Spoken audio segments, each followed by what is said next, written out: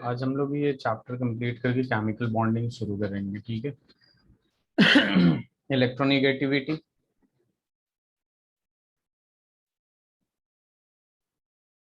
आप लोगों को इस चैप्टर में कोई प्रॉब्लम, डाउट्स? आशीष,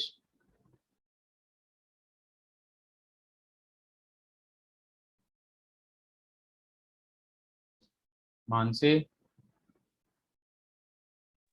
सर थोड़ी प्रॉब्लम आ रही है। किस टॉपिक में? क्वेश्चंस में करने में या फिर? सर ऐसे थोड़ा सा रिवीजन करा दीजिएगा। ओके। अच्छा, मैंने आप लोगों को ये वाला सवाल दिया था क्या, जो थर्टींथ ग्रुप के एलिमेंट्स के नाम बताइए जरा। देवांश, चलिए मैं यहाँ पे दे रहा हूँ। बोरोन, एल्युमिनियम, गैलियम, इंडियम और थैलियम।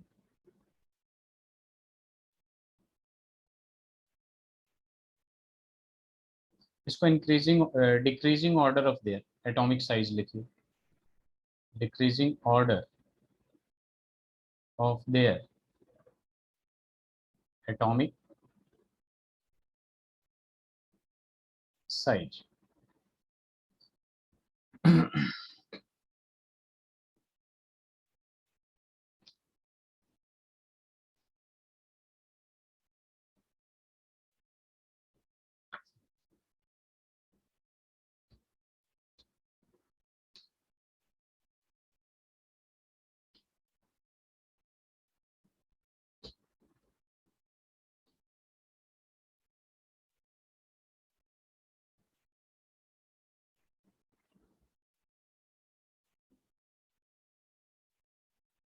सर फोर्थ एलिमेंट कौन सा? थैलियम है, टीएल है ये, सॉरी टीएच नहीं, टीएल है, थैलियम। फोर्थ क्या कह रहे हैं आप? फोर्थ क्या? गैलियम के बाद कौन सा? अच्छा, गैलियम के बाद इंडियम है, सॉरी, गैलियम के बाद indium. Okay sir.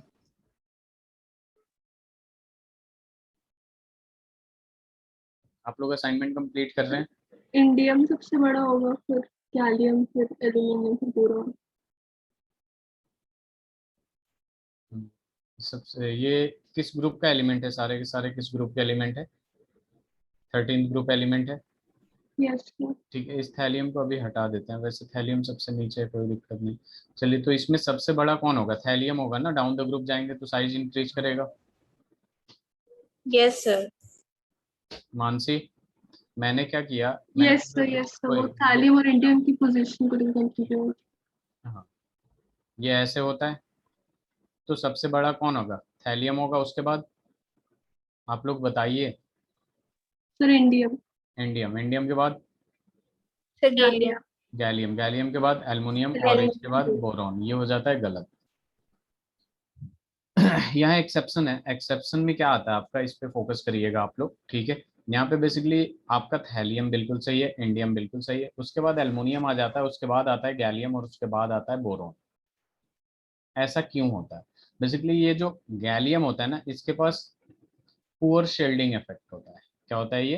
Poor shielding effect होता है, जिसकी वजह से जो साइज है, एल्युमिनियम का साइज बड़ा हो जाता है गैलियम से, ठीक है। गैलियम से बड़ा हो जाता है और ये वाला ट्रेंड फॉलो करता है। तो it is one of the exception. Sir मुझे पुअर शील्डिंग इफेक्ट नहीं आया समझ में।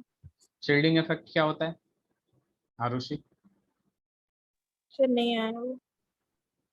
नहीं आया मतलब? देखिए, हाँ, एक चीज और।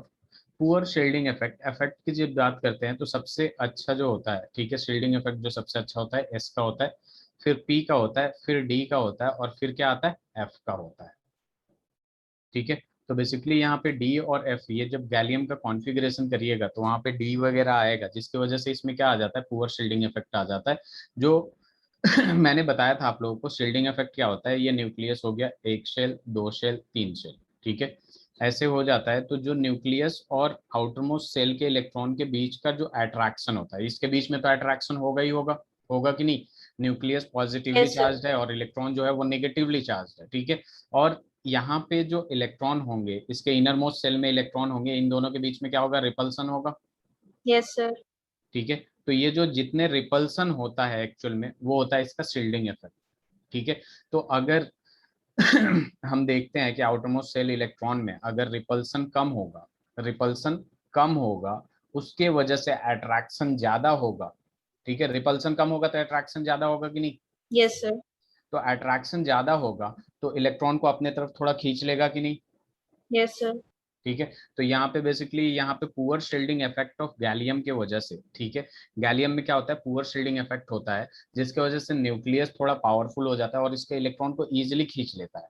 ठीक है, तो वहां पे वो थोड़ा सा श्रिंक कर जाता है, यूं समझ सकते हैं आप। ठीक है, आरुषि यस सर। आपका ही डाउट था ना। क्लियर है। Yes sir. चलिए स्लाइड चेंज करूं। Yes sir. Ashish, yes sir. अब देखिए यहाँ पे कुछ बातें आती हैं, जैसे एसिडिक और बेसिक कैरेक्टर मैं बता दिया था। Yes sir. ठीक है, और उसमें एक ये भी बताया था मैं, एल्युमिनियम ऑक्साइड। ठीक है, जनरली क्या होता है आपका कि गलती कहाँ होती है, एक्सेप्शंस में ही गलती होती है। इनऑर्गेनिक एक ऐसा सब्जेक्ट है जिसमें आपको अगर आता है तो 100% आता है, नहीं तो या तो नहीं आएगा या फिर आप नेगेटिव मार्किंग कर लेगा। ठीक है, और बहुत कम टाइम में हो जाता है। जैसे Al2 सॉरी, यहाँ पे हम मेटल बोलते हैं और यहाँ पे हम इसको कर देते हैं नॉन मेटल। ठीक है, मेटल को हम लोग क्या कह देते हैं, इलेक्ट्रोपॉजिटिव कह देते हैं। ठीक है, इलेक्ट्रोपॉजिटिव कहते हैं, और नॉन मेटल को हम लोग क्या कहते हैं, इलेक्ट्रोनेगेटिव कहते हैं। क्या कहते हैं इसको, इलेक्ट्रोनेगेटिव कहते हैं। इलेक्ट्रोपॉजिटिव का मतलब क्या हो जाता है कि ये इलेक्ट्रॉन डोनेट करता है, और ये क्या करता है, इलेक्ट्रॉन एक्सेप्ट करता है। नॉन मेटल क्या करते हैं, इलेक्ट्रॉन एक्सेप्ट करते हैं। अगर ये इलेक्ट्रॉन डोनेट करता है तो donation of electron, electron pair donor को हम क्या कहते हैं, बेस कहते हैं, और ये क्या होता है आपका, एसिड होता है। तो बेसिकली मेटल का जो ऑक्साइड होता है, मेटल का जो ऑक्साइड होता है वो बेसिक इन नेचर होता है, और नॉन मेटल का जो ऑक्साइड होता है वो क्या होता है आपका, एसिडिक इन नेचर होता है। क्लियर है। Yes sir. लेकिन Yes, एक sir. बात ध्यान में रखिएगा, एल्युमिनियम क्या है, मेटल है। एल्युमिनियम क्या है, मेटल है। लेकिन इसका जो ऑक्साइड होता है वो क्या होता है, आप लोग बचपन से याद कर रखे हैं, Al2O3 कैसा होता है, एसिडिक होता है, बेसिक होता है, कैसा होता सर एसिडिक। है, acidic. Mansi, Ayushi, sir amphoteric होता है शायद ये। हाँ, एक्चुअल में ये जो Al2O3 जो होता है, acidic as well as basic दोनों ही कैरेक्टर शो करता है, जिसके वजह से हम लोग क्या कहते हैं इसको, एम्फोटेरिक कहते हैं। क्या कहते हैं,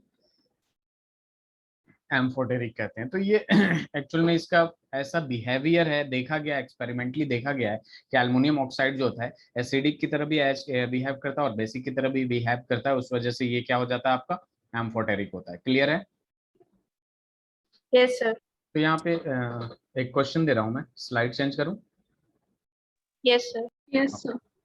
तो देखिए एक सवाल है, मतलब पूरे एसिड बेस के लिए एक मैथ दो कॉलम है। बेसिकली यहाँ पे मैंने दे दिया Na2O, और यहाँ पे दे दिया मैंने Al2O3। ठीक है, और यहाँ पे दे दिया मैंने N2O, और यहाँ पे क्या हो गया, Cl2O7 हो गया। यहाँ पे मैं लिख देता हूँ कि यहाँ पे न्यूट्रल एक। ठीक है, फिर यहाँ पे मैंने लिख दिया बेसिक, लिख दिया बेसिक के बाद एसिडिक लिख दिया, एसिडिक के बाद मैं एम्फोटेरिक लिख दिया।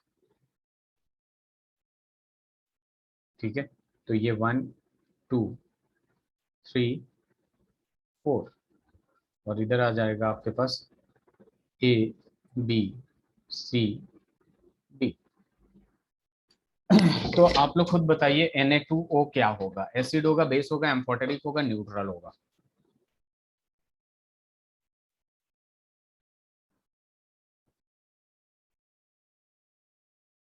एनीवन। बेसिक। बेसिक। ठीक है, देखिए एक्चुअल में होता क्या है कि एल्युमिनियम के साथ ये भी प्रॉब्लम होता है कि वो पी ब्लॉक में होता है, यानी लेफ्ट टू राइट जाता है तो नॉन मेटालिक कैरेक्टर इंक्रीज करते जाता है कि नहीं। Yes sir. और उसके बाद जो नीचे ग्रुप में आते हैं ना, बैंगन, आलू, गाजर, इंथैला, गैलियम जो होता है वो क्या होता है, मेटलॉइड होता है। तो इन सब की वजह से पीरियोडिक टेबल को ऐसे अरेंज किया गया है कि बहुत सारी चीजें देखने से पता चल जाती है, और एक्सेप्शन इज ऑलवेज देयर, जो कि एक्सेप्शंस काफी कम होते हैं as compare to the trend. ठीक है, कुछ एक्सेप्शंस होते हैं जिन्हें हमें क्या करना पड़ता है, ध्यान में रखना पड़ता है। तो देखिए यहाँ पे ये क्या होता है, सोडियम को देखिए, सोडियम हाईली इलेक्ट्रोपॉजिटिव एलिमेंट होता है क्योंकि फर्स्ट ग्रुप में होता है, पहले ही होता है लेफ्ट साइड में। तो अगर हाईली इलेक्ट्रोपॉजिटिव एलिमेंट है, ठीक है, मेटल बहुत ज्यादा है, तो उसका ऑक्साइड क्या होगा, बेसिक होगा। ठीक है, अब Yes, बात sir. करते हैं इसकी, बात करते हैं इसकी और इसकी। तो एक बात ध्यान में रखिएगा, ये जो N2O होता है ना, ये न्यूट्रल होता है। ठीक है, मतलब इसका जो pH होता है वो ऑलमोस्ट 7 के आसपास होता है। ठीक है, और Cl2O7 है। ठीक है, Cl2O7 जो होगा वो होगा एसिडिक। ठीक है, और Al2O3 जो होगा वो क्या होगा, एम्फोटेरिक। देखिए दो तीन चीजें इसमें क्लियर होती हैं।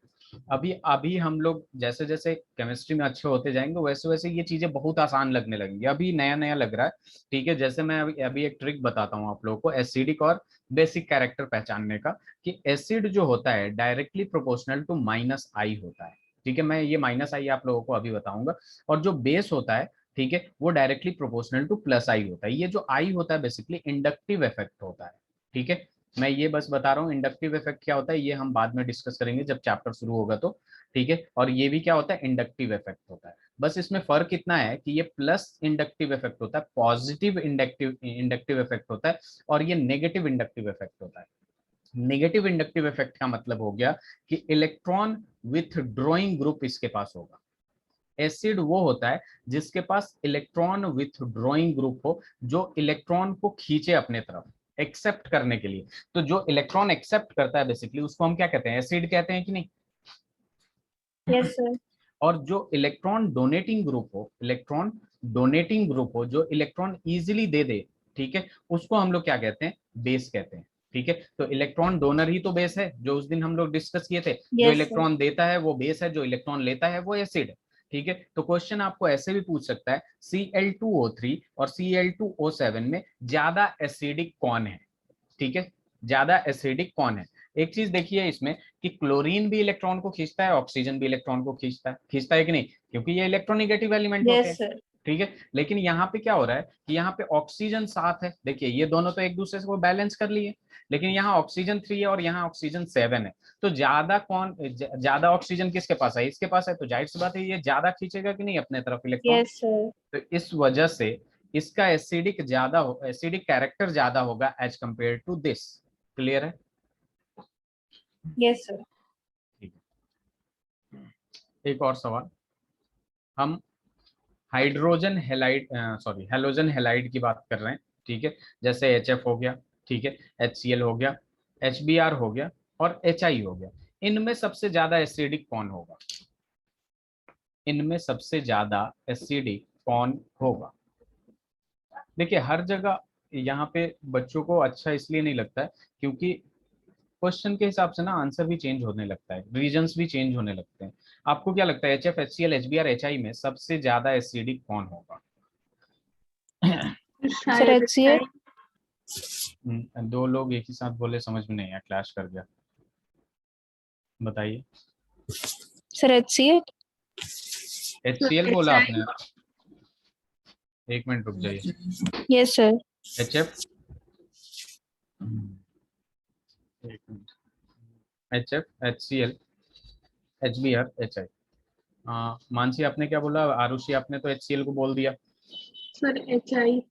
HI, Devansh sir HI। HI। आशीष, आशीष आप भी आंसर दिया करिए प्लीज।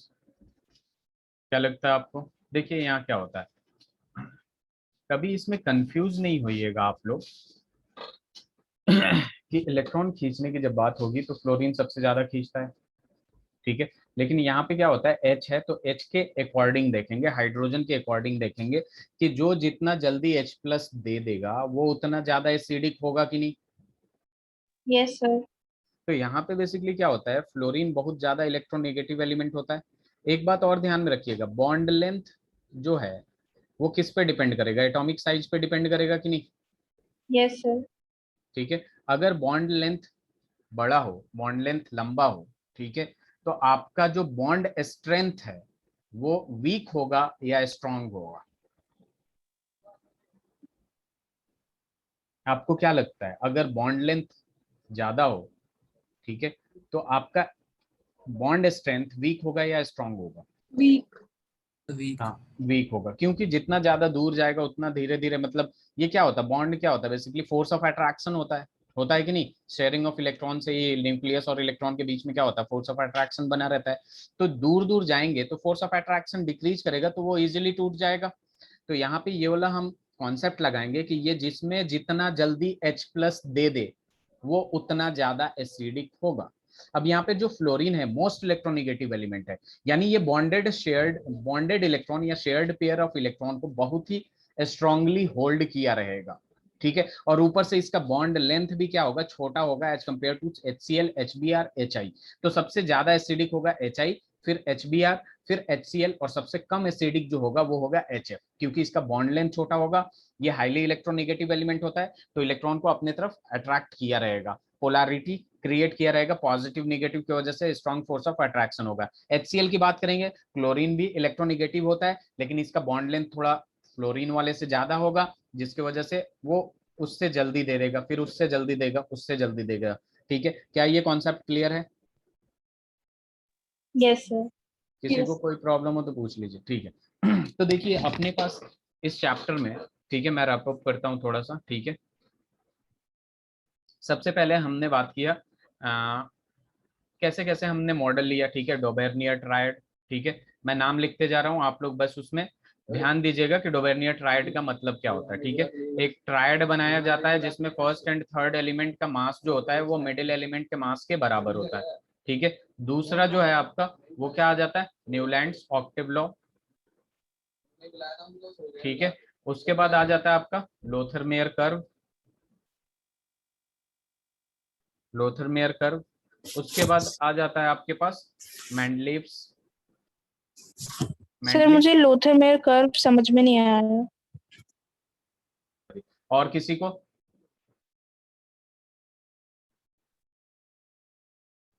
Anyone else? चलिए, फिफ्थ जो आएगा वो long form of periodic table, long form of periodic table, ठीक है।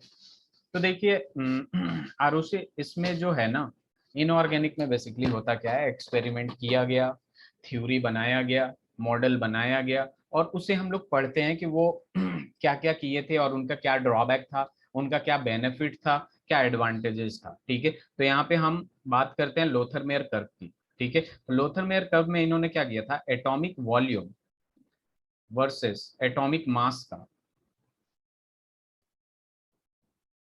इन्होंने एक ग्राफ प्लॉट किया था हर एक एलिमेंट का, ठीक है। बात समझ रही हैं आप?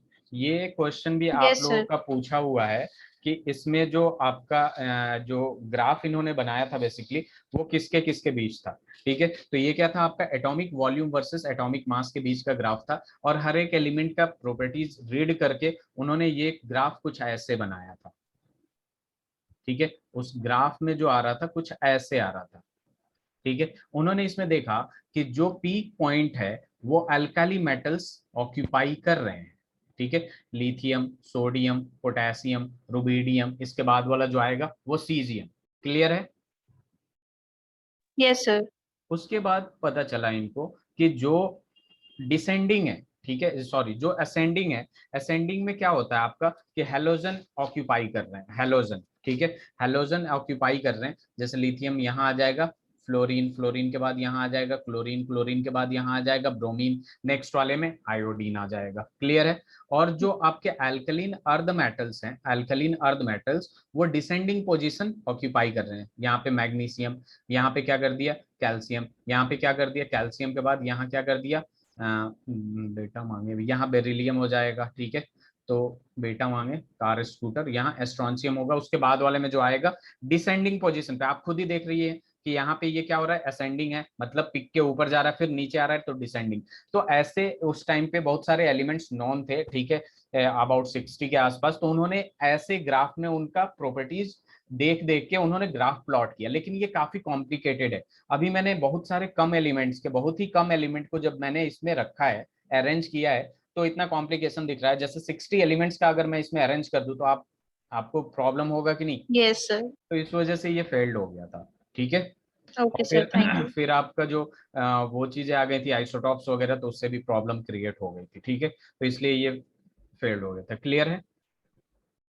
Yes, sir. Thank you. एक मिनट एक मिनट।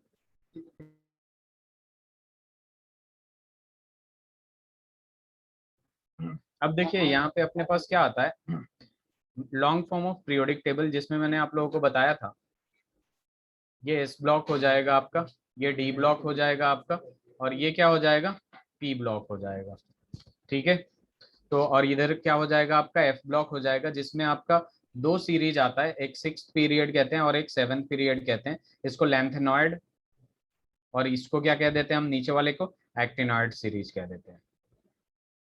ठीक है, फिर मैंने बताया था एस ब्लॉक में बेसिकली आपके दो ग्रुप आते हैं, फर्स्ट एंड सेकंड, और यहाँ से पी ब्लॉक में जो है आपके 13 to 18 होते हैं।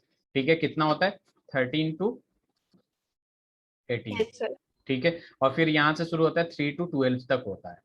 क्लियर है, और इसमें बहुत सारी चीजें मैंने बताया था, जैसे आपका एटॉमिक साइज है, लेफ्ट टू राइट जाएंगे तो डिक्रीज करेगी। ठीक है, एक मिनट बेटा, एक मिनट।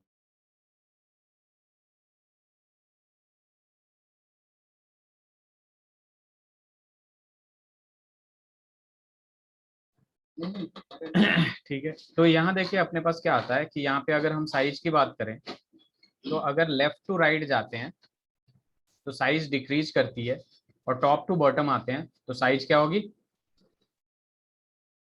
इंक्रीज Sir, करेगी। increase करती है. ठीक है, तो ये साइज की बात हो गई। उसके बाद हम आयोनाइजेशन एनर्जी की बात करते हैं, तो आयोनाइजेशन एनर्जी में क्या हो जाता है आपका, लेफ्ट टू राइट जाते हैं तो आपका आयोनाइजेशन एनर्जी क्या होगी, इंक्रीज होगी, और टॉप टू बॉटम आएंगे तो आयोनाइजेशन एनर्जी क्या Decrease. होगी, डिक्रीज होगी। ठीक है, फिर इलेक्ट्रॉन गेन एंथैल्पी या इलेक्ट्रॉन एफिनिटी की बात कर लेते हैं। लेफ्ट टू राइट जाएंगे, इलेक्ट्रॉन एफिनिटी क्या होगा, इंक्रीज होगा, और टॉप टू बॉटम आएंगे, इलेक्ट्रॉन एफिनिटी क्या होगी, डिक्रीज होगी। इसमें पॉइंट्स ध्यान से रखिएगा, आप लोग ध्यान से याद रखिएगा कि पहला जो इलेक्ट्रॉन का एडिशन होता है वो एक्सोथर्मिक होता है जनरली।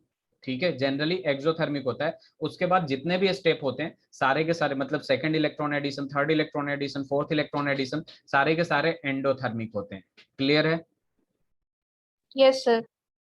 एंडोथर्मिक इसलिए होते हैं क्योंकि उसमें हम इलेक्ट्रॉन को जबरदस्ती ऐड करते हैं और वो होना नहीं चाहता, तो उसको ऐड करने के लिए हमें एनर्जी देना पड़ेगा। और एंडोथर्मिक का मतलब क्या होता है, एनर्जी को देना। ठीक है, सिस्टम को Yes, sir. एनर्जी दे रहे हैं और उसको ऐड करने के लिए एनर्जी देते हैं। तो ये सारी चीजें क्लियर है। Yes. इलेक्ट्रोनेगेटिविटी की बात आती है, तो इलेक्ट्रोनेगेटिविटी में हमेशा ध्यान रखिएगा कि यहाँ पे शेयर्ड पेयर ऑफ इलेक्ट्रॉन को विड्रॉ करता है। ठीक है, उसको हम लोग क्या कहते हैं, इलेक्ट्रोनेगेटिविटी कहते हैं। ठीक है, मोस्ट इलेक्ट्रोनेगेटिव एलिमेंट ऐसे याद रखिएगा, फोन याद रखिएगा। फ्लोरीन जो है फर्स्ट मोस्ट इलेक्ट्रोनेगेटिव एलिमेंट है, ये सेकंड मोस्ट इलेक्ट्रोनेगेटिव एलिमेंट है, और ये थर्ड मोस्ट इलेक्ट्रोनेगेटिव एलिमेंट है। उसके बाद क्लोरीन आता है, ये ऑलमोस्ट आसपास होते हैं, नाइट्रोजन और क्लोरीन। क्लियर है, तो ये फोन ध्यान में रखिएगा, ये बहुत इंपॉर्टेंट है, जिससे मैं हाइड्रोजन बॉन्डिंग, केमिकल बॉन्डिंग में पढ़ाऊंगा।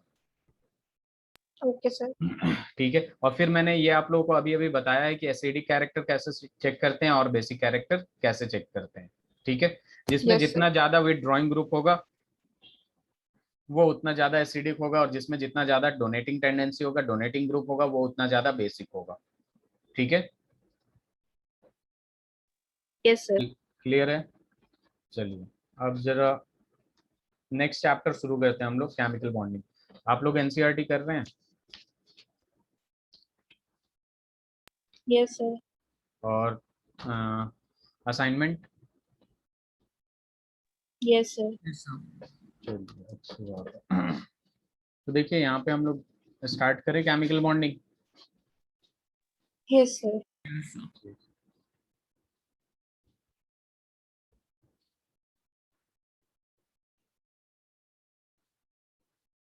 तो देखिए ये अपना 4th चैप्टर है, केमिकल बॉन्डिंग। यहाँ पे वही सारी चीजें स्टार्ट होंगी जो क्लास 10th में हम लोगों ने इलेक्ट्रॉन डॉट स्ट्रक्चर पढ़ा था, लेविस डॉट स्ट्रक्चर, नाम तो सुना होगा आप लोगों ने। Yes, sir. तो देखिए केमिकल बॉन्डिंग क्या होता है, बेसिकली केमिकल बॉन्डिंग जो होता है वो फोर्स ऑफ अट्रैक्शन होता है, force of attraction between atoms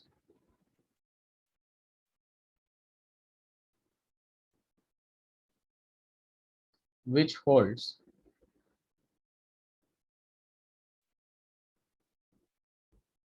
ठीक है, एक दूसरे को होल्ड करके रखता है, ठीक है।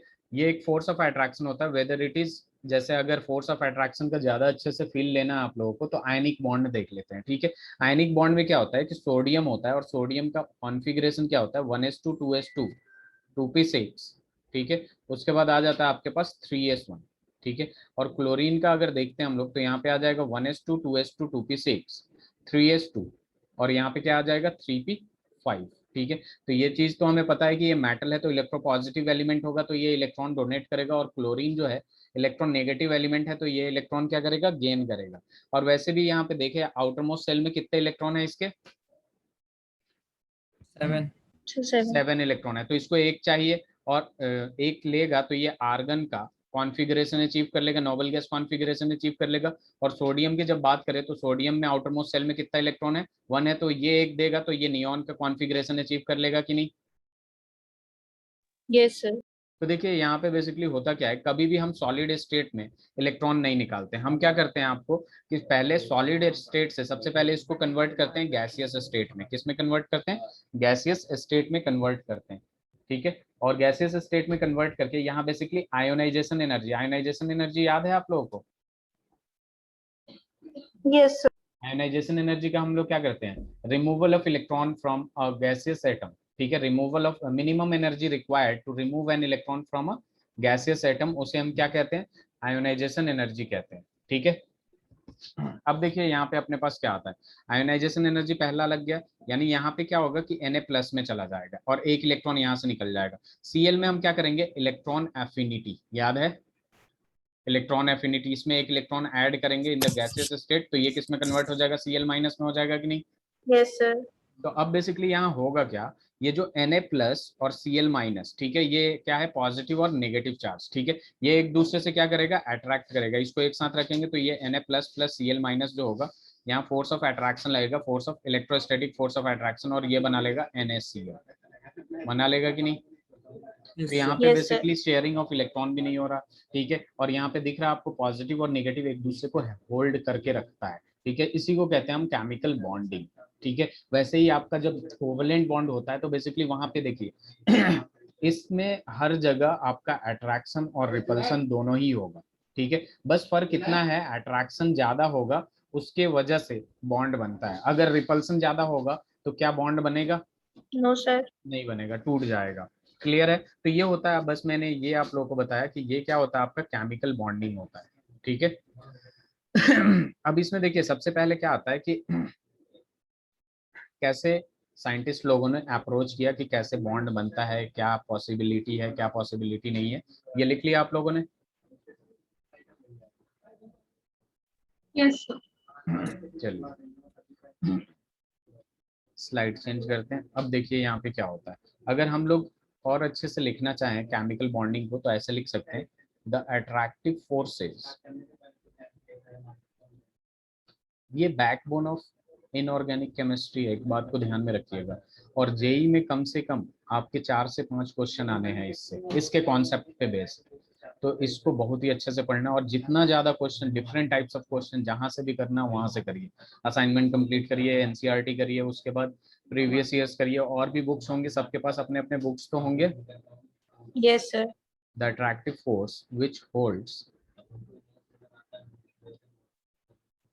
वेरियस कॉन्स्टिट्यूएंट का मतलब यहाँ पे क्या हो गया, एटम्स, मॉलिक्यूल्स, आयंस, ये सारी की चीजें की बात हो रही है, एटम्स, आयंस एक्सेट्रा लिख देता हूँ मैं, together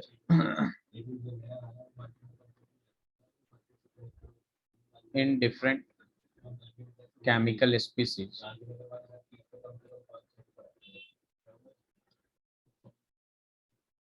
is called chemical bond, इसे लिख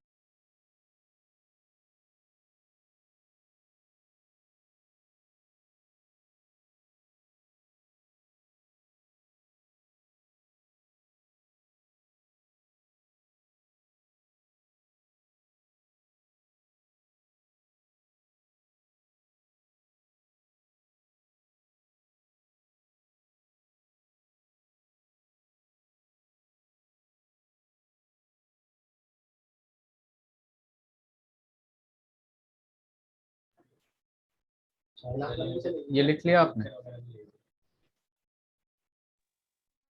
यस सर। तो ये होता है आपका, ये आप लोगों ने लिख लिया। अब देखिए अपने पास क्या आता है कि अलग अलग साइंटिस्ट, जैसे मैंने बताया, अप्रोच लगाएं कि कैसे केमिकल बॉन्ड बनेगा। तो जो सबसे पहला आता है आपका Kossel Lewis approach to chemical bonding. ठीक है, इन्होंने कैसे बताया, इस पे फोकस करते हैं हम लोग। बहुत आसान है, बस नाम आप लोग हो सकता है पहली बार सुने होंगे। ठीक है, तो chemical bond.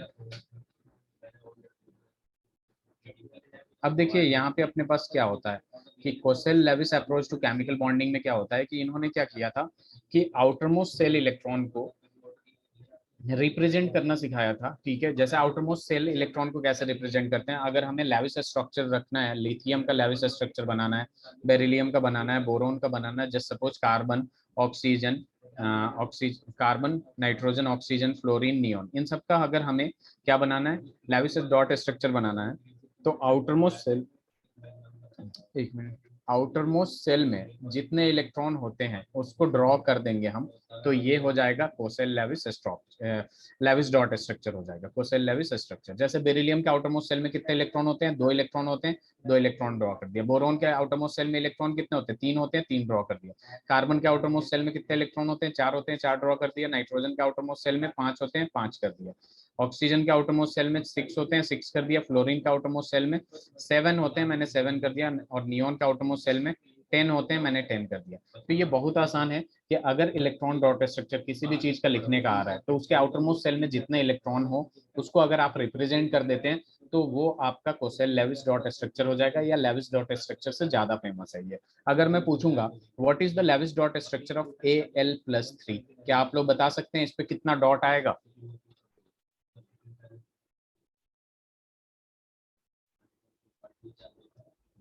Arushi?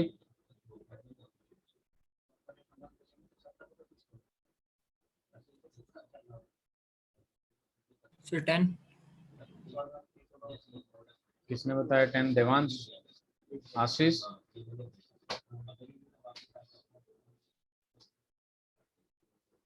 Ayushi? Sir 2 dot आएंगे। 2 डॉट आएंगे। मानसी? ये आप लोग समझे मैं क्या बोला? लेविस डॉट स्ट्रक्चर उसे कहते हैं जिसके जिस मतलब बेसिकली आउटरमोस्ट सेल इलेक्ट्रॉन को रिप्रेजेंट को हम क्या कहते हैं, रिप्रेजेंट करने को लेविस डॉट स्ट्रक्चर कहते हैं। इसको लेविस सिंबल भी कहते हैं, इसको क्या कहते हैं, लेविस सिंबल कहते हैं।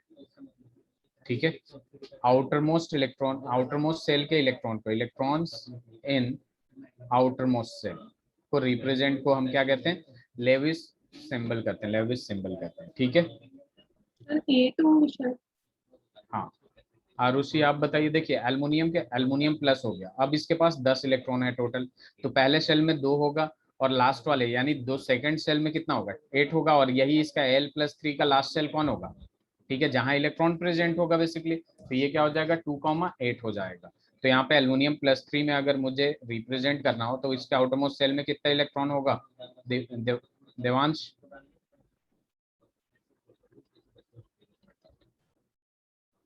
देवांश? हेलो। यस देवांश, ये समझ में आया? Yes sir.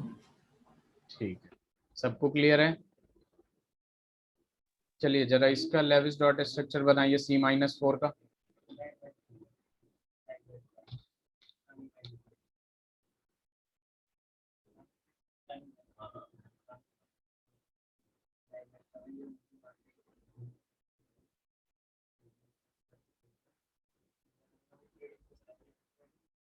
C-4 का कितना होगा?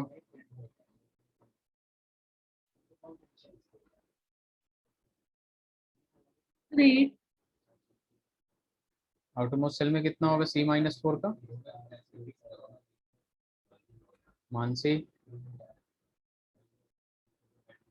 सर 8। आवाज साफ नहीं आ रही है। 8 बोल रही है क्या आप आरुषि? देवांश?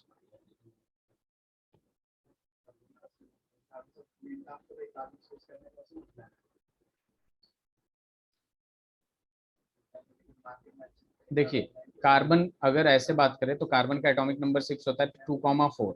अब लेकिन C-4 हुआ तो इस पे टोटल इलेक्ट्रॉन कितने हो गए, 10 हो गए। तो पहले वाले सेल में 2 हो जाएगा और दूसरे वाले सेल में 8 होगा। तो आउटर मोस्ट सेल में 8 इलेक्ट्रॉन दिख गया आपको, तो इसका जो रिप्रेजेंटेशन होगा कितना होगा, 2 4 6 8 हो जाएगा कि नहीं। आप लोग बोलते नहीं, अचानक से चुप हो जाते हैं। Yes.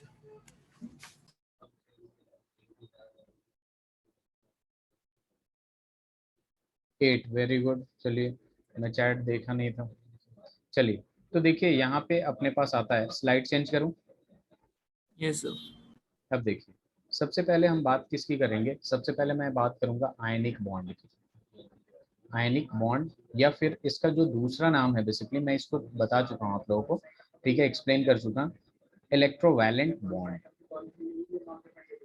ठीक है, आयनिक बॉन्ड बेसिकली होता क्या है, कंप्लीट ट्रांसफर ऑफ इलेक्ट्रॉन होता है from one element to another element, ठीक है, या फिर वन मॉलिक्यूल या फिर आयन स्पीसीज समझ लीजिए बेसिकली, ठीक है। स्पीसीज एक स्पीसीज से दूसरे स्पीसीज में जाता है, तो उसे क्या कह देते हैं हम, आयनिक बॉन्ड कह देते हैं या फिर इलेक्ट्रोवैलेंट बॉन्ड कह देते हैं।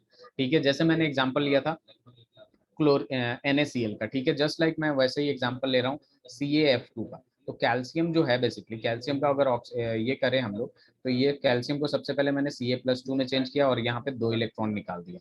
यहाँ पे अगर मैं इसका कॉन्फ़िगरेशन करता हूँ तो ये क्या आएगा, आर्गन 4s2। और यहाँ पे कॉन्फ़िगरेशन करिएगा तो ये क्या आएगा, आर्गन आएगा।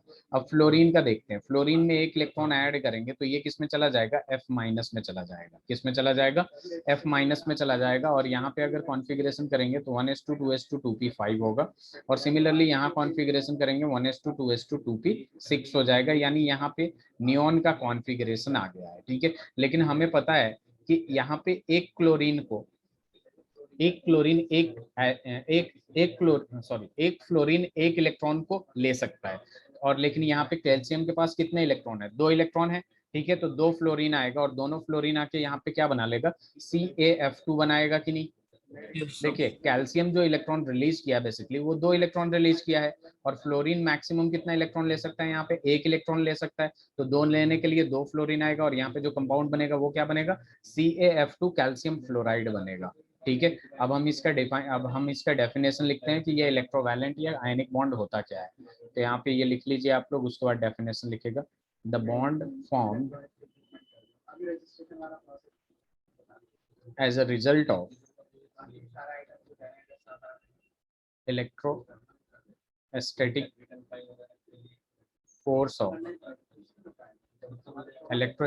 force of attraction between, या फिर electrostatic force between the positive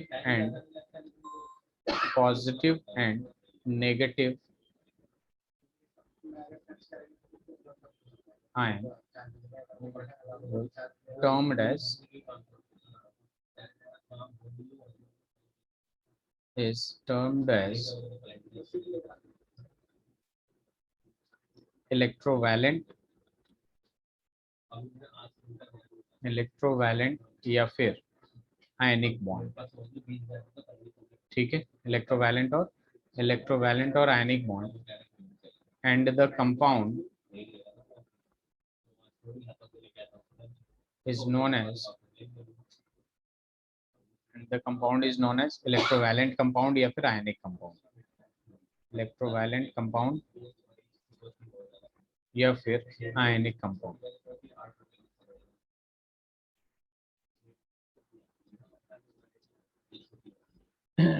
इसे लिख लीजिए।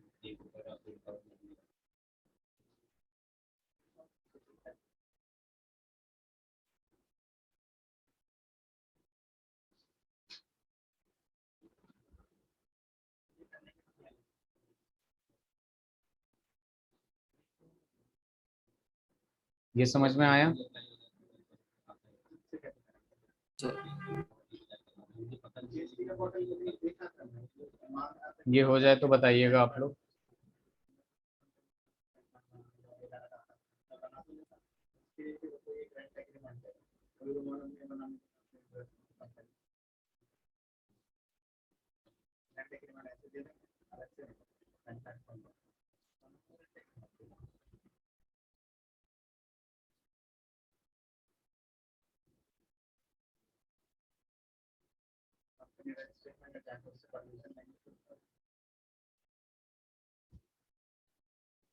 Done, sir. चलिए, मानसी हो गया। अब देखिए यहाँ पे अपने पास क्या आता है जी, octet rule. Done, sir. Very good Arushi. अब देखिए यहाँ ऑक्टेट रूल क्या होता है बेसिकली, ठीक है। ये एक कॉन्सेप्ट निकाला गया, थ्योरी निकाला गया कि कैसे हमें पता चलेगा कि कौन सा एलिमेंट, सॉरी बेसिकली कौन सा एलिमेंट हो, कंपाउंड हो, ठीक है, मॉलिक्यूल हो, कौन सा कंपाउंड और मॉलिक्यूल स्टेबल होगा, ठीक है। इसको हम लोग क्या कहते हैं, electronic theory of chemical bonding, ठीक है। इसको हम लोग क्या कहते हैं, electronic theory of chemical bonding, जिसका नाम क्या होता है, ऑक्टेट रूल, ठीक है। इसका बेसिकली क्या होता है, इसका कहने का मतलब ये है कि जो भी बॉन्ड बने, ठीक है, ठीक है, पहले ना इसको डिफाइन कर देता हूँ, एक मिनट लिख लीजिए। अकॉर्डिंग टू दिस थ्योरी, बहुत आसान थ्योरी है, ऑक्टेट का मतलब ही पता चल रहा है कि बॉन्ड बनाने के बाद आउटर मोस्ट सेल में कितना इलेक्ट्रॉन होना चाहिए, 8 इलेक्ट्रॉन होना चाहिए। अकॉर्डिंग टू दिस थ्योरी या according to this rule, atoms can combine, atoms can combine either by transfer of electron, transfer of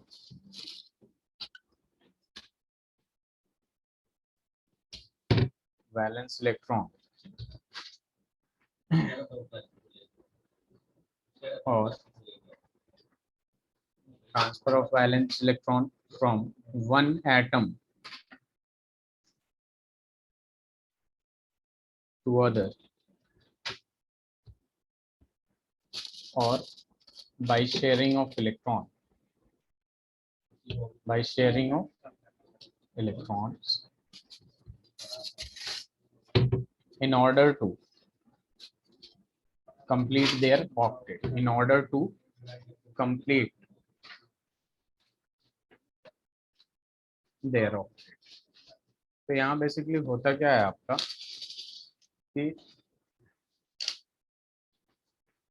इस रूल ने क्या बोला कि जब भी एटम्स कंबाइन होंगे, ठीक है, अब वो कंबाइन कैसे भी हो सकते हैं, आइदर बाय लूजिंग और गेनिंग इलेक्ट्रॉन, या फिर ट्रांसफर का मतलब क्या हो, ट्रांसफर ऑफ वैलेंस इलेक्ट्रॉन का मतलब क्या हो गया, या तो लूज करके या फिर गेन करके, ठीक है। मतलब ये बेसिकली इनडायरेक्टली आयनिक बॉन्ड की बात कर रहा है, आयनिक कंपाउंड की बात कर रहा है, ठीक है।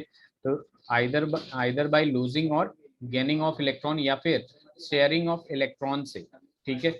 अगर बॉन्ड बना रहा है, एटम्स कंबाइन हो रहे हैं, ठीक है, तो वो क्या करते हैं, एक दूसरे मतलब एक दूसरे के साथ मिलने के बाद अपना ऑक्टेट कंप्लीट करते हैं, ठीक है। वो जो कंबाइन होते हैं बेसिकली क्यों करते हैं, क्योंकि उनका ऑक्टेट कंप्लीट हो जाए और वो स्टेबल हो जाए, ठीक है।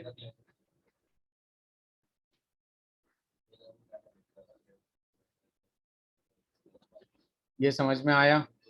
Yes, sir. तो मैं दोबारा बोल रहा हूँ, ठीक है, कि इस थ्योरी में क्या बोला गया था कि जब भी एटम्स कंबाइन होते हैं, वो इसलिए कंबाइन होते हैं ताकि उनका ऑक्टेट कंप्लीट हो। अब कंबाइन होने के दो दो तरीके हो सकते हैं, या तो वो शेयर करके कंबाइन होकर 8 इलेक्ट्रॉन बनाए, या फिर वो गेन लूज और गेन करके 8 इलेक्ट्रॉन बनाए, ठीक है, फिर कंबाइन हो, ठीक है। तो इसे लिख लीजिए आप लोग।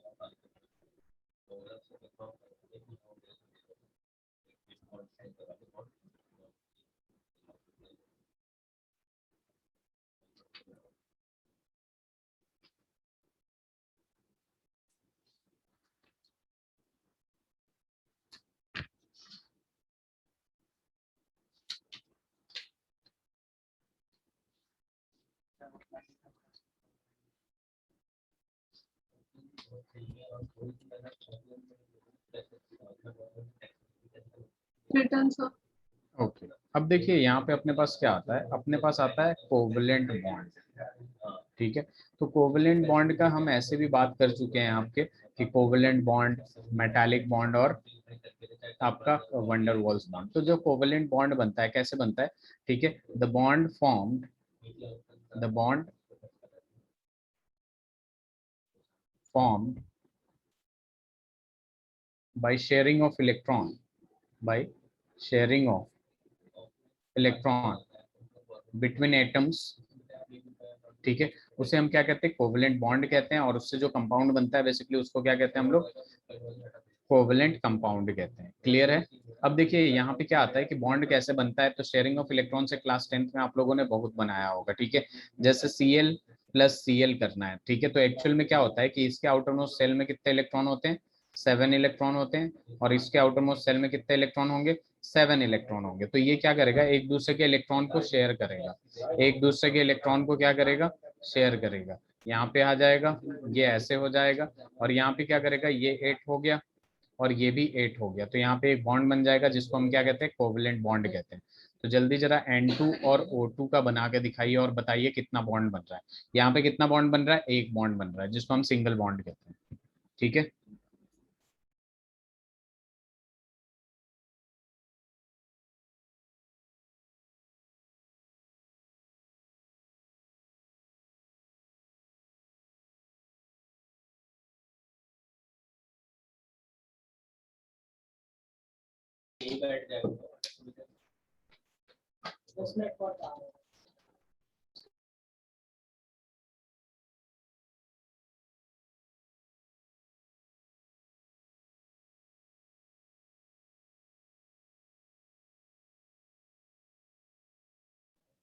यहाँ पे आप लोग बताइएगा, देवांश आप लोग बताइए कि इसके पास कितने इलेक्ट्रॉन हो गए, तो 8 इलेक्ट्रॉन हो गए, इसके पास कितने इलेक्ट्रॉन हो गए, तो 8 इलेक्ट्रॉन हो गए, ठीक है। N2 और O2 का आप लोगों ने कोवलेंट बॉन्ड बनाया, मानसी, आयुषी, सर बना रहे। ओके, आरुषि कहाँ गई, N2 का बन गया कितना बॉन्ड बने हैं, सर, ट्रिपल बॉन्ड बने हैं, ठीक है। और कितने इलेक्ट्रॉन हो गए हैं, ट्रिपल बॉन्ड बनने के बाद दोनों तरफ, जैसे क्लोरीन क्लोरीन में 8 8 इलेक्ट्रॉन है, नाइट्रोजन में भी है ना।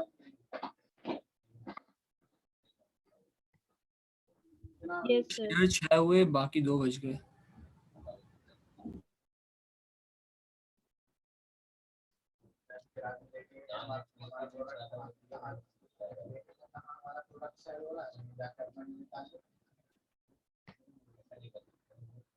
सर ऑक्सीजन का भी हो गया कितने बॉन्ड बनाए, सर, डबल बॉन्ड बनाए, ओके। अब देखिए अपने पास क्या आता है, ये प्रसून मिश्रा कौन है,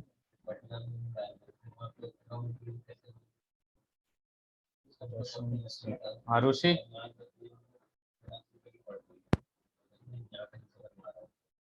एक मिनट रुक जाइएगा।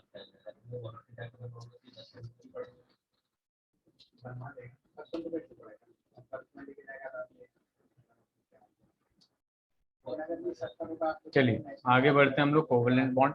देखिए N2 में बेसिकली होता क्या है, आप लोगों को पता है कि ये इसके आउटर मोस्ट सेल में 5 इलेक्ट्रॉन है ठीक है, और इसको चाहिए कितना, 3 और चाहिए, तो इसका 3 शेयर ये कर लेगा, 8 हो गया, और इसका 3 शेयर ये कर लेगा, 8 हो गया। तो बेसिकली यहाँ ट्रिपल बॉन्ड बनता है, ठीक है। एक बात हमेशा ध्यान में रखिएगा, ट्रिपल बॉन्ड हो डबल बॉन्ड हो, सिंगल बॉन्ड हो तो सिग्मा बॉन्ड होगा, इसी चैप्टर में डिस्कस करना है, बस मैं आइडिया दे रहा हूँ, ठीक है।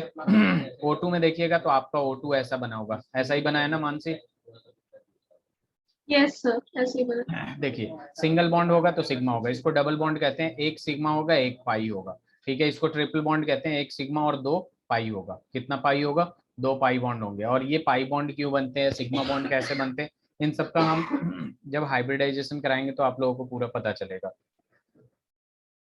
कि सिग्मा ही क्यों बना, पाई क्यों बना, पाई 2 क्यों बना, ठीक है। स्लाइड चेंज कर रहा हूँ मैं, ये लिख लिया आप लोगों ने। Yes sir. अब देखिए कुछ चीजों का और ड्रॉ कर लीजिए प्लीज, H2O हो गया, जैसे C2H2, ये प्रैक्टिस बहुत जरूरी है, ठीक है। तो आप एक काम करिए, बस H2O का ड्रॉ करिए, बाकी का होम असाइनमेंट होगा, कल नेक्स्ट क्लास में चेक करूंगा। जैसे C2H2 हो गया, ठीक है। एक क्लास 10th में आपका बहुत ही इंपॉर्टेंट कंपाउंड एक मॉलिक्यूल्स दे रखा था, एसेट, इन टेक्स्ट में याद है, इसमें रिंग स्ट्रक्चर बन रहा था, मैं ये हिंट्स दे रहा हूँ, दोबारा क्लास 10th में भी दिया गया था।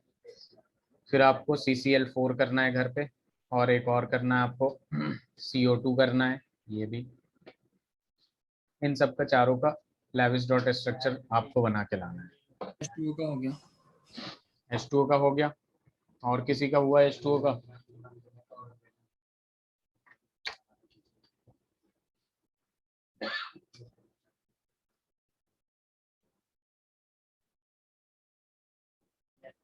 ओके,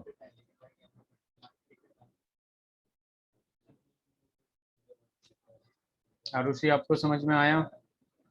फिर बन गया H2। और H2O कैसे बनेगा? इसके आउटरमोस्ट सेल में कितने इलेक्ट्रॉन होते हैं? 6 इलेक्ट्रॉन होते हैं, ठीक है। और हाइड्रोजन के आउटरमोस्ट सेल में कितने इलेक्ट्रॉन होता है? 1 इलेक्ट्रॉन होता है। हमें एक चीज पता है कि यहाँ पे ऑक्सीजन जो है, ऑक्सीजन को कितना चाहिए? 8 चाहिए। 6 है, एक इससे शेयर कर लेगा 7 हो गया, एक इससे शेयर कर लेगा कितना हो गया? 8 हो गया। हाइड्रोजन को 2 चाहिए, तो ये हो जाएगा आपका, और ये हो जाएगा, ठीक है। तो ये हो जाएगा आपका H2O का। क्लियर है? Yes sir. बाकी ये घर से प्रैक्टिस करके आना। स्लाइड चेंज करूं? आशीष, यस सर। समझ में आ रहा है आपको? Yes sir. ओके, कौस्तुभ, वायला, चलिए स्लाइड चेंज करूं। Yes sir.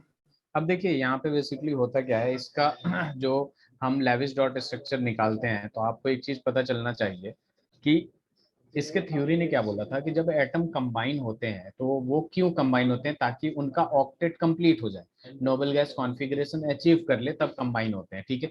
लेकिन ये फेल्ड होते हुए दिखा, ठीक है। सबसे पहला तो ये आ जाता है आपको, ठीक है, कि यहाँ पे जो हाइड्रोजन है, ठीक है, H2 जो बनता है, ये एक एक्सेप्शनल केसेज आ जाता है इसका, कि हाइड्रोजन जो होते हैं वो ऑक्टेट नहीं कंप्लीट करते, क्योंकि इसके पास इतना जगह भी नहीं होता, इतना ऑर्बिटल खाली भी नहीं होता कि ये बनाए। ये क्या बनाता है? ड्यूप्लेट बनाता है। क्या बनाता है? इसको क्या कहते हैं? जब आउटर मोस्ट सेल में 2 इलेक्ट्रॉन आ जाता है, ये क्या बनाता है? ड्यूप्लेट बनाता है। जैसे हीलियम जो होता है वो ऑक्टेट उसका कंप्लीट नहीं होता, हीलियम का ड्यूप्लेट होता है। ड्यूप्लेट का मतलब क्या होता है? आउटर मोस्ट सेल में कितना इलेक्ट्रॉन हो गया? 2। 2 हो गया। क्लियर है? फिर ऐसे ट्रिपलेट भी होता है? नहीं, ट्रिपलेट अभी मतलब वो एक्सेप्शन में आ जाएगा। यहाँ ड्यूप्लेट तो चल भी जाता है बस हाइड्रोजन के साथ। ओके और सर। ऑड इलेक्ट्रॉन मॉलिक्यूल होते हैं कुछ, उनकी बात करेंगे, ठीक है। यहाँ तक क्लियर है?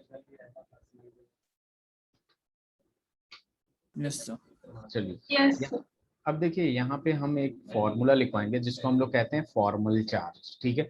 बेसिकली फॉर्मल चार्ज क्या होता है? इस फॉर्मूले से हमें पता चल जाता है कि किसी कंपाउंड में, किसी मॉलिक्यूल में, किसी मॉलिक्यूल या किसी कंपाउंड में, उसमें किसी एटम पे चार्ज है या नहीं है। अगर चार्ज है तो कितना चार्ज है, और चार्ज नहीं है तो कोई बात नहीं। किसी पे -1, जैसे आपने देखा होगा कि CO3 -2 होता है कि नहीं? Yes sir. ठीक है। आपने देखा होगा SO4 -2 होता है, ठीक है। आपने देखा होगा CH4 होता है। आपने देखा होगा O3 होता है। O3 का मतलब क्या हो गया? ओजोन। O3 क्या होता है? ऑक्सीजन का मॉलिक्यूल होता है जिसका नाम क्या होता है? ओजोन होता है। क्लियर है?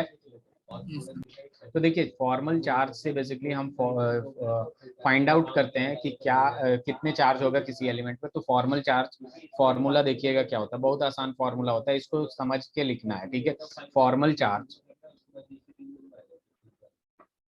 ठीक है, of an atom, formal charge of an atom in a Lewis structure. ये किसके लिए? लेविस स्ट्रक्चर के लिए है, ठीक है। ये आयनिक बॉन्ड के लिए नहीं है। ये फॉर्मूला क्या कहता है? सबसे पहले total number of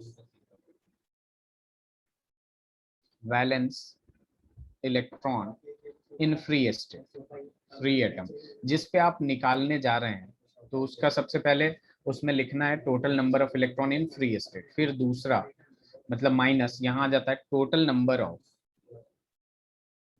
non bonded, यानी जो शेयर्ड नहीं है, मतलब बेसिकली नॉन इलेक्ट्रॉन पेयर, ठीक है, लोन पेयर कह लीजिए। नॉन बॉन्डेड का मतलब लोन पेयर इलेक्ट्रॉन्स, और उसके बाद आ जाता है minus half of total number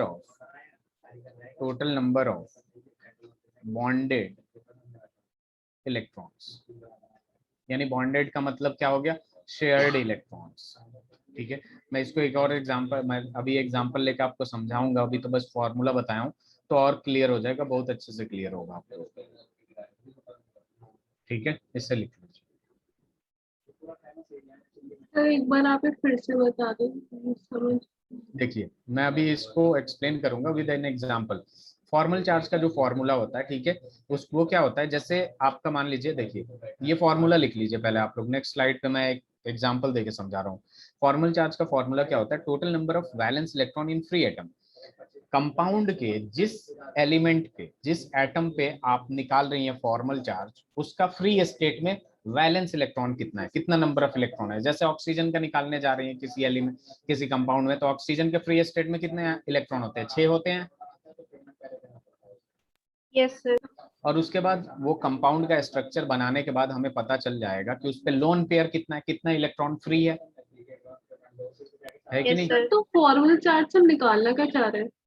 formal charge से हमें ये पता चलता है, जैसे कोई जैसे मान लीजिए O3 है, तो O3 में आपको पता चलेगा कि इसमें जो 2 ऑक्सीजन है, एक पे -1 चार्ज होता है, दूसरे पे +1 चार्ज होता है। बेसिकली फॉर्मल चार्ज से ये पता चलता है कि किसी कंपाउंड के एटम पे क्या चार्ज होते हैं, ठीक है, वो चार्ज हमें निकालना होता है। समझ में आया मानसी? अभी एग्जांपल लूंगा तो आपको और अच्छे से क्लियर हो जाएगा। ये लिख लिया आप लोगों ने? Yes, sir. Yes sir. Yes, देखिए sir. ये फॉर्मूला अपने अपने कॉपी में ध्यान से देखिएगा। और यहाँ पे देखिए मैं O3 का निकाल रहा हूँ। O3 का मतलब क्या हो गया, ओजोन का। ठीक है, आप लोगों को दूसरों का एग्जांपल मतलब निकलवाऊंगा। अभी देखिए O3 है, O3 का स्ट्रक्चर आना चाहिए। O3 में क्या होता है, एक डबल बॉन्डेड O होता है और एक सिंगल बॉन्डेड O होता है। ठीक है, अब देखिए यहाँ पे बेसिकली क्या होता है कि यहाँ पे 2 लोन पेयर होता है। ठीक है, 2 लोन पेयर कैसे हुआ भाई, यहाँ पे 6 टोटल इलेक्ट्रॉन कितना होता है, 6 होता है, तो 2 इसके साथ शेयर कर लेता है। क्लियर है, क्लियर है मानसी? यस सर, क्लियर है। और यहाँ पे क्या होता है कि इसका 2 इलेक्ट्रॉन, इस ऑक्सीजन के पास भी, जो सेंटर में ऑक्सीजन है, उसके पास भी 6 इलेक्ट्रॉन रहता है, तो 2 यहाँ रहता है। इसका स्ट्रक्चर कुछ ऐसा बना रहता है और इसके पास 6 का 6 रहता है। जस्ट सपोज आपको ये स्ट्रक्चर पता है कि ये ऐसा होता है। ठीक है, अभी पता चल जाएगा आपको कि हो क्या रहा है। ठीक है, सबसे पहले देखिए 1 2 3 स्ट्रक्चर बनाने आना चाहिए, तभी होगा आप लोगों से ये वाला क्वेश्चन। स्ट्रक्चर बनाना मैं सिखाऊंगा आप लोगों को। कोई भी कोवलेंट कंपाउंड देगा, आप स्ट्रक्चर इजीली ड्रॉ कर सकते हैं। ठीक है, उसके कुछ रूल्स होते हैं, उसको फॉलो करिए, फटाफट स्ट्रक्चर ड्रॉ होगा। ठीक है, तो 1 2 3 की बात कर रहे हैं। ठीक है, अब देखिए ये 1 2 3, सबसे पहले मैं FC1 निकाल रहा हूँ। FC1 का मतलब फॉर्मल चार्ज ऑन ऑक्सीजन। मैंने नंबरिंग दे दिया क्योंकि तीनों के तीनों ऑक्सीजन है। तो फॉर्मल चार्ज का फॉर्मूला क्या होता है, देखिए total number of valence electron in free atom. Oxygen पे निकाल रहे हैं, तो ऑक्सीजन के वैलेंस इलेक्ट्रॉन जब वो फ्री होता है तो कितना होता है, 6 होता है कि नहीं। Yes, sir. माइनस माइनस यहाँ पे क्या लिखा है कि टोटल, दूसरा जो स्लॉट है उसमें क्या लिखा है, total number of non bonded. इस पे लोन पेयर कितना दिख रहा है आपको, इस पे लोन पेयर कितना दिख रहा है, 4 नहीं, लोन पेयर का मतलब होता है एक पेयर, मतलब 2 इलेक्ट्रॉन। टू। तो लोन पेयर, ये तो इधर बॉन्ड बना रहा है, इसको हटा देंगे। ठीक है, यहाँ पे 2 Sir, लोन 2. पेयर दिख रहा है कि नहीं, 2 लोन पेयर यानी टोटल इलेक्ट्रॉन कितना, 4 हो जाएगा। Yes, sir. Minus half of, फॉर्मूले में क्या था, total number of bonded electron. एक बॉन्ड में कितना इलेक्ट्रॉन, एक बॉन्ड में कितना इलेक्ट्रॉन बताइए जरा, 4 एक बॉन्ड में कितना इलेक्ट्रॉन, 2 2 इलेक्ट्रॉन। तो 2, यहाँ पे ये वाला ऑक्सीजन कितना बॉन्ड बना रहा है, 2 बॉन्ड बना रहा है, तो कितना इलेक्ट्रॉन होगा। अरे ये चीजें क्लियर है कि नहीं, एक बॉन्ड में 2 electron. Yes sir, clear. Clear है? एक मिनट, आशीष, आयुषी, आरुषि, कौस्तुभ, आशीष कहाँ Yes, है। sir. एक बॉन्ड में 2 इलेक्ट्रॉन होता है ना, तो यहाँ पे ये वाले ऑक्सीजन पे हम फॉर्मल चार्ज निकाल रहे हैं। तो फॉर्मूला बस इतना कह रहा है कि जिस पे निकालना है फॉर्मल चार्ज, उसका सबसे पहले फ्री एटम, फ्री स्टेट में उसका वैलेंस इलेक्ट्रॉन कितना होता है, तो 6 लिख दिया। उसके बाद बोला कि स्ट्रक्चर देख के बताइए कि कितना लोन पेयर है, तो 2 लोन पेयर था, तो यानी 2 लोन पेयर का मतलब 4 इलेक्ट्रॉन लिख दिया। माइनस हाफ ऑफ कितना शेयर्ड इलेक्ट्रॉन है, मतलब बॉन्डेड इलेक्ट्रॉन कितना है, तो 2 बॉन्ड बना रहा है, ये 2 बॉन्ड बना रहा है, तो कितना इलेक्ट्रॉन होगा, 4 होगा कि नहीं। Yes, sir. Yes. तो 4 हो गया, तो देख लीजिए भाई यहाँ पे क्या आ जाएगा, 6 - 6, यानी फर्स्ट नंबर वाले ऑक्सीजन पे कोई चार्ज नहीं है। क्लियर है ये बात आशीष, आशीष, Devansh? Yes, sir. Yes, sir.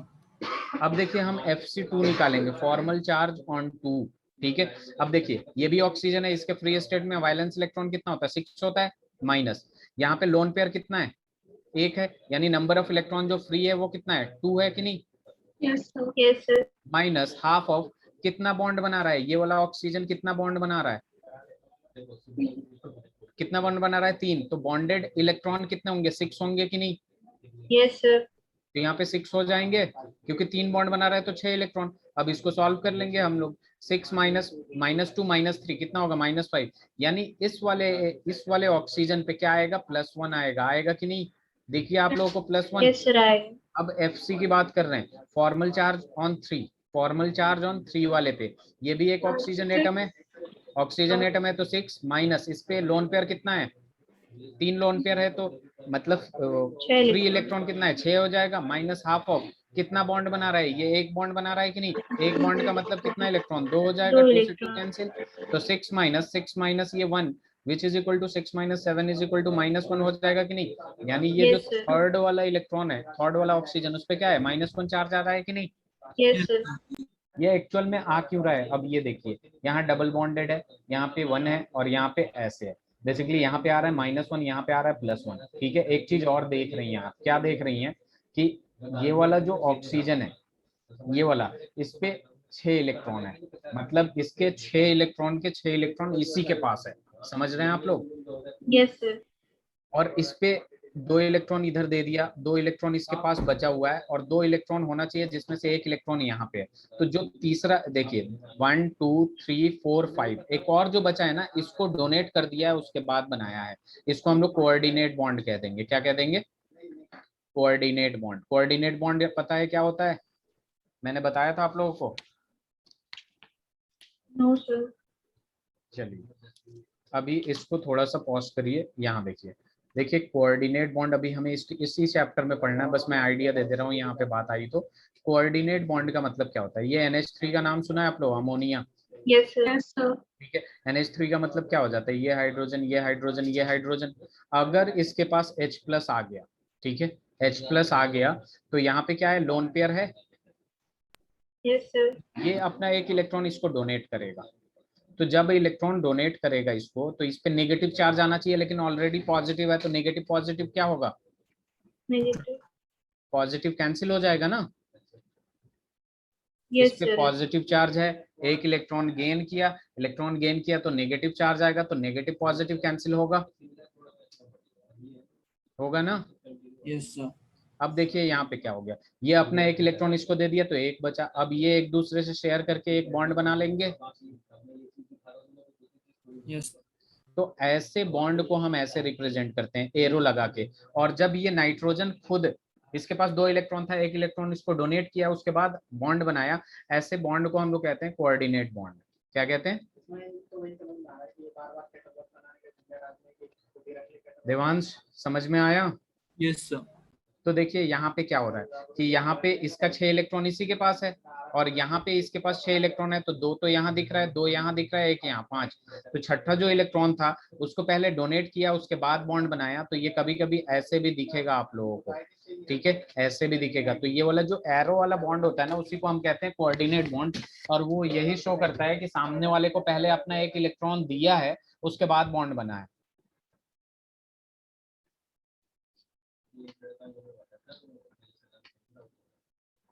Clear है, किसी को किसी तरीके का Yes, प्रॉब्लम sir. है तो पूछ लीजिए, Mansi, Ayushi,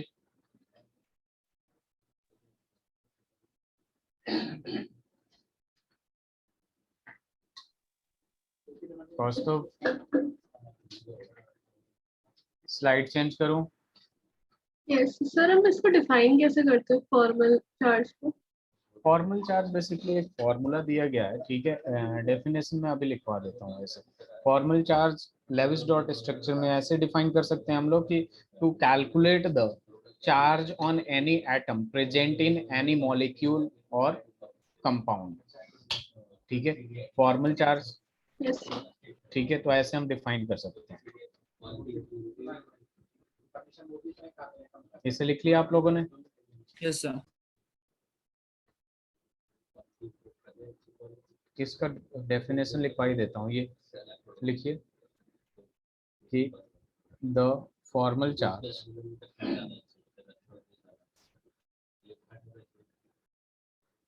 of an atom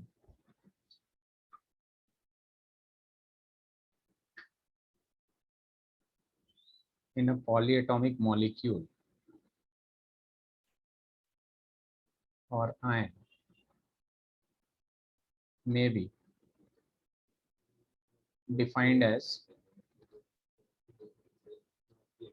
the difference between the number of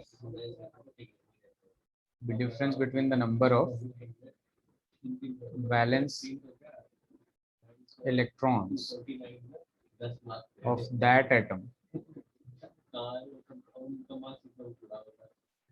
in an isolated or free state, and the number of electrons, इसको फॉर्मूला के बेस पे ही डिफाइन कर दिए हैं, and the number of electrons assigned to that atom in the Lewis structure.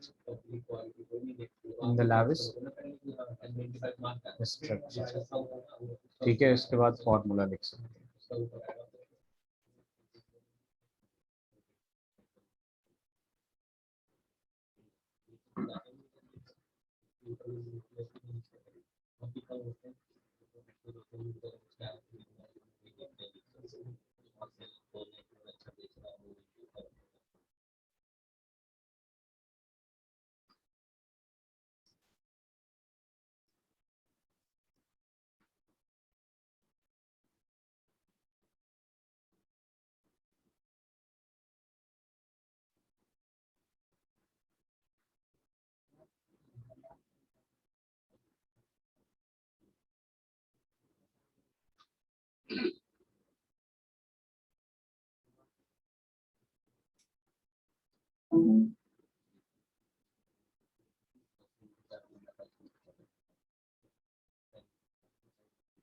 हो गया.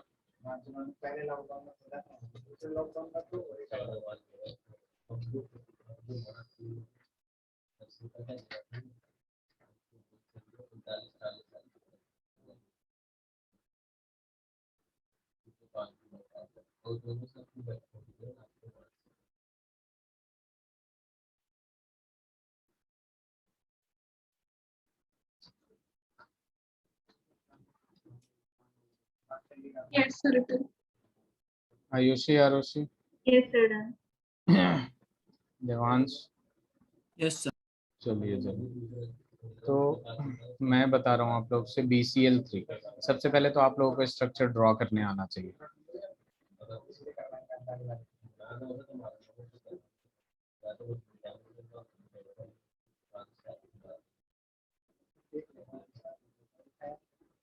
इसमें सब पे सारे एटम्स पे निकालिए फॉर्मल चार्ज.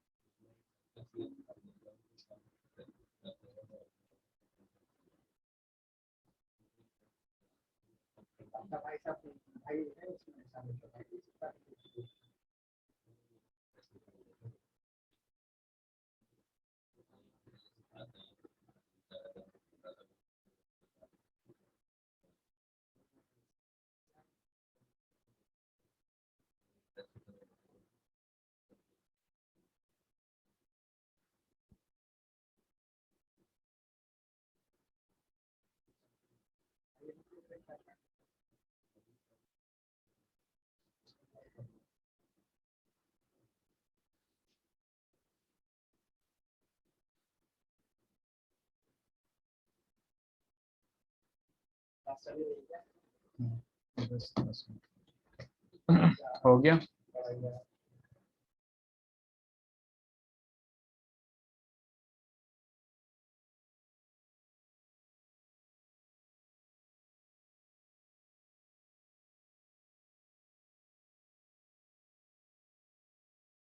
सर बोरॉन पे 0 है। बोरोन पे 0 है और क्लोरीन पे? सर कर है।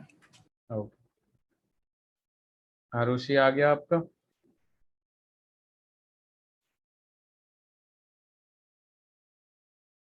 यस सर, बोरॉन पे तो 0 है। मानसी?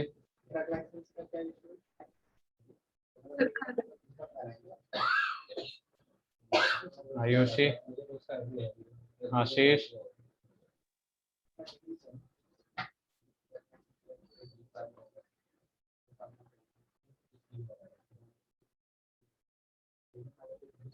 सर क्लोरीन पे भी 0 आ रहा है। ओके, सारे क्लोरीन का फिर 0 आ जाएगा, ये तो अंडरस्टूड है क्योंकि एक ही जैसा है ना। आप लोगों ने स्ट्रक्चर ऐसे बनाया क्योंकि क्लोरीन के ये सारे फ्री रहेंगे। सबसे पहले बोरोन की बात करते हैं। बोरोन के आउटर मोस्ट सेल में कितना? Fe1 ले लेता हूँ, 2 ले लेता हूँ, 3 और ये 4। तो जरा बताइए कि बोरोन के आउटर मोस्ट सेल में फ्री स्टेट में कितने इलेक्ट्रॉन होते हैं? तो 3। 3 होते हैं, ठीक है। माइनस इसमें कितना लोन पेयर है बताइए जरा। लोन पेयर है इसमें? अनशेयर्ड इलेक्ट्रॉन है बोरोन में? No sir. नहीं है। माइनस हाफ ऑफ शेयर्ड कितना है? तो देखिए 3 बॉन्ड बना रहा है तो 6 इलेक्ट्रॉन, तो 2 3 से 6, ये 3 माइनस 3 बोरोन पे कितना आ जाएगा? 0 आ जाएगा कि नहीं? Yes sir. और यहाँ पे क्लोरीन पे जब निकालने जाएंगे 2 पे, ठीक है, तो यहाँ पे देखिए, यहाँ पे अपने पास क्या आ जाएगा? क्लोरीन के आउटर मोस्ट सेल में कितने इलेक्ट्रॉन होता है? 7 होता है, यस सर। ठीक है। माइनस यहाँ पे अनशेयर्ड इलेक्ट्रॉन कितना है? 6 है। Yes sir. Minus half into shared electron कितना है? मतलब बॉन्ड एक बन रहा है तो 2 इलेक्ट्रॉन हुआ। Yes sir. तो यहाँ पे क्या हो जाएगा? 7 माइनस 7 इज इक्वल टू 0 आ गया। Yes sir. सबका हो गया? Yes very good, very good. चलिए जरा, अब जरा इसका बनाइए CO का। मैं इसका स्ट्रक्चर खुद ड्रॉ कर देता हूँ। ऑक्सीजन और कार्बन दोनों का निकालिए।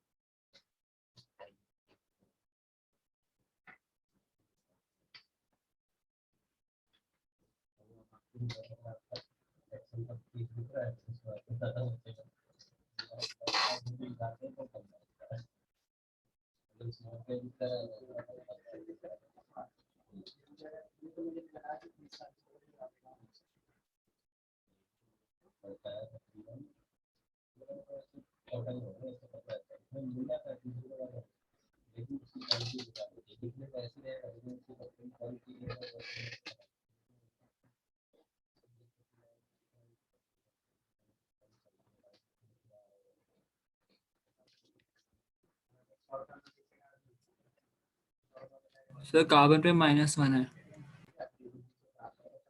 Okay,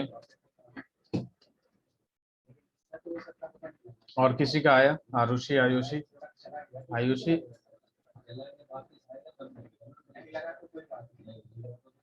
yes sir, -1। Okay. Mansi? ये कहाँ है? यस सर, आ रहा है -1। चलिए जरा मैं भी चेक कर लूँ। यहाँ पे क्या हो जाएगा? FC on carbon. यहाँ पे आउटर मोस्ट सेल में फ्री स्टेट में कितना होता है? 4 होता है। माइनस नॉन बॉन्डेड इलेक्ट्रॉन कितना है? 2 है। Minus half of bonded shared electron कितना है? 6 है। तो 2 3 से 6, तो -1 आ गया। तो अच्छा एक बात बताइए, इस पे कोई चार्ज दिख रहा है आप लोगों को? ऑक्सीजन पे 1 आ रहा है। +1। देखिए इस पे कोई चार्ज दिख रहा है देवांश? इस पे कोई चार्ज दिख रहा है आप लोगों को? No sir. नो दिख रहा है। अगर इस पे -1 आया तो जाहिर सी बात है इस पे +1 आया होगा। ओवरऑल क्या हो गया? 0 हो गया कि नहीं? Yes sir. Yes sir. तो ऐसे भी हम लोग कर सकते हैं, ठीक है। स्लाइड चेंज करूं? यस चलिए जरा इसको बना के दिखाइए। सर अगर मोर देन 3 एलिमेंट होंगे तो फिर वाले मेथड से तो नहीं कर सकते ना? नहीं कर सकते हैं, हमें क्या करना है, हमें तो अलग अलग एलिमेंट का निकालना है ना। अगर मैं आपको दे दूं C3H8, ठीक है, या C3H6 ही दे दिया, ठीक है, तो आपको क्या करना, C double bond C H H, sorry क्या कर रहा हूँ मैं, 1 मिनट रुक जाइए प्लीज।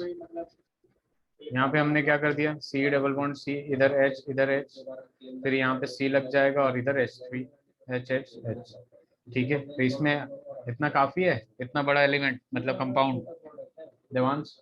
Yes sir. अब यहाँ पे अगर मान लीजिए हमें क्या बोलते हैं, कार्बन का निकालना है, तो बस हम कार्बन के बारे में सोचेंगे। कैसे सोचेंगे, देख लीजिए जरा यहाँ पे कि यहाँ पे आउटरमोस्ट सेल में इसका इलेक्ट्रॉन कितना होता है, 4 होता है माइनस, ठीक है, कोई लोन पेयर नहीं है, 0 माइनस हाफ ऑफ कितना बॉन्ड बना रहा है, 4, तो 8 इलेक्ट्रॉन होंगे, तो 2 4 जा 8, तो ये 0 आ गया, इस कार्बन पे 0 हो जाएगा। हाइड्रोजन का निकालना चाहे तो ऐसे ही निकाल सकते हैं। इस वाले हाइड्रोजन के आउटरमोस्ट सेल में कितना इलेक्ट्रॉन होता है, 1, ये कोई भी खाली नहीं है, मतलब लोन पेयर 0 हो जाएगा, माइनस हाफ ऑफ 2, तो ये 2 से 2 कैंसिल, किसी में भी लगा सकते हैं, जरूरी नहीं है कि बस 3 एटम्स वाले मॉलिक्यूल या कंपाउंड में लगाएंगे। क्लियर है। Yes sir. तो ये वाला आप लोग घर से करके लाइएगा, ठीक है। Okay sir. और देखिए, और कोई डाउट्स आज के लेक्चर में, मानसी। No sir. तो देखिए, ये हम लोग नेक्स्ट क्लास में क्या पढ़ेंगे कि हाउ टू ड्रॉ स्ट्रक्चर्स, ठीक है, कि अगर कोई कंपाउंड दे दे, जैसे मान लीजिए आपको मैंने H2SO4 दे दिया, तो H2SO4 का स्ट्रक्चर ड्रॉ कर सकती हैं आप, बताइए। इसका स्ट्रक्चर ड्रॉ कर सकते हैं आप, देवांश, आरुषि, आयुषी, सर ट्राई कर सकते हैं। करिए जरा और बताइए किसमें कितना बॉन्ड लगा, क्या बना। ये धीरे धीरे बच्चे गायब क्यों हो रहे हैं।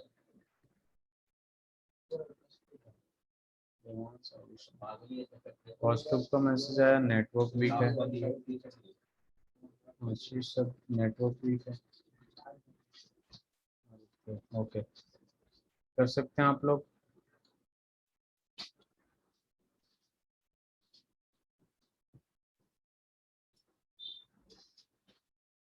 देखिए मैं बता रहा हूँ, ठीक है, फिलहाल तो मैं बता दूंगा, ये ऐसे बनता है, S डबल बॉन्ड O, यहाँ OH, ठीक है, और यहाँ OH, ठीक है।